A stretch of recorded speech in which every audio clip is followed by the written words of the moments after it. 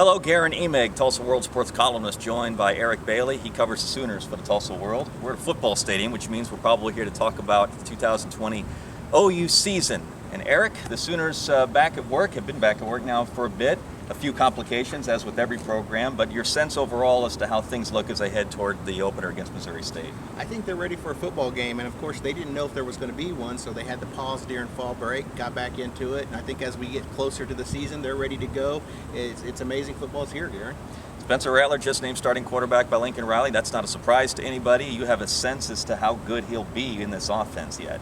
I think, being there 1 year before last year as a redshirt, getting 3 games experience, I think that's going to pay dividends, because you got to realize if he didn't have that and he didn't have spring camp, you really have a lot more questions than you really do right now. I think he's going to be well. He's going to have playmakers around him to help him make plays. The hope is on the other side of the ball that the defense is tighter and stronger under Alex Grinch in year 2 of Speed D. They're missing, though, a pretty key element from a year ago in Kenneth Murray. Do they have a replacement for Murray, and do you expect the defense to take that next step? Kenneth Murray was the heartbeat of this defense last year, so I think that's going to be the biggest key. You've got to have that leadership. I think Deshaun White's going to step in and do well, but the leader of this defense I really expect to be is Trey Brown. He's a senior. He's made plays. He's made some big plays. I think he's going to take control of that defense and kind of really set the tone. Now, the key for the defense also is turnovers. They have to create turnovers to give Lincoln Riley's offense more opportunities to score points.